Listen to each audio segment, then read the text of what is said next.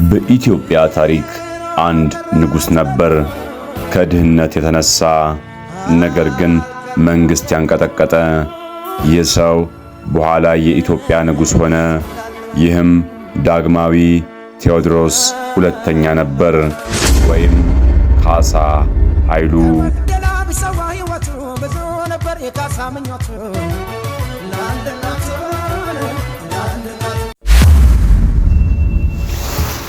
ንጉሠ ነገሥት ቴዎድሮስ ሁለተኛ በ1818 በቀድሞ ስሙ ካሳ ኃይሉ ተብሎ ተወለደ። በዚያን ጊዜ ኢትዮጵያ ብዙ ንጉሠ ነገሥታትና ጦርነቶች ያሉበት ዘመን ነበር። ይህም ዘመን ዘመነ መሳፍንት ብለው ይጠራው ነበር። ካሳ ኃይሉ በጀግንነቱ ታወቀ፣ በጀብድነቱ ተነዛ። ከብዙ ጦርነቶች በኋላ ብዙ አለቆችን አሸንፎ በ1855 ንጉሥ ሆነ። ከዚያም ስሙን ቴዎድሮስ ሁለተኛ ብሎ ጠራ። እርሱ ኢትዮጵያን አንድ አገር ለማድረግ ሞከረ።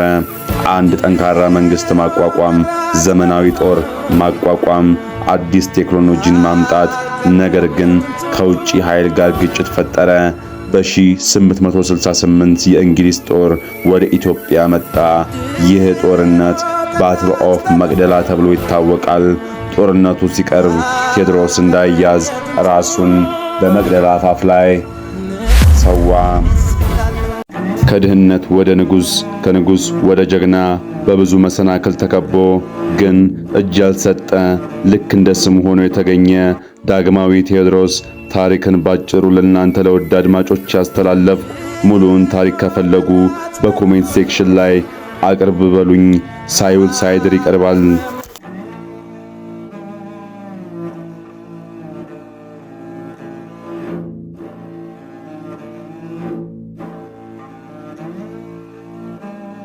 አድማጮች ይህን የመሰለ ጀግና ታሪክ ያቀረብኩት ሀገራችን ኢትዮጵያ ባለፉት ዓመታት እስካሁን ድረስ ባለው የዘር፣ ሃይማኖት፣ የጎጠኝነት መከፋፈል፣ እርስ በርስ መጠላላት ለሀገራችን የጀርባ ቅማል ሆኖ አስቸግሯታል።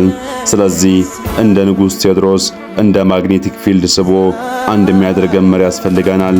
እንዲህ አይነት መሪ ይመጣ ዘንድ አዘቅቱ ሁሉ ይሙላ፣ ተራራውና ኮረብታውም ሁሉ ዝቅ ይበል፣ ጠማማውም የቀና መንገድ ይሁን፣ ሸካራውን መንገድ ትክክል ይሁን፣ ሥጋም የለበሱ ሁሉ የእግዚአብሔር ማዳን በሚል የሉቃስ ወንጌል ምዕራፍ 3 ከቁጥር 3 እስከ 6 ባለው የመጽሐፍ ቅዱስ ቃል ዘጋሁት።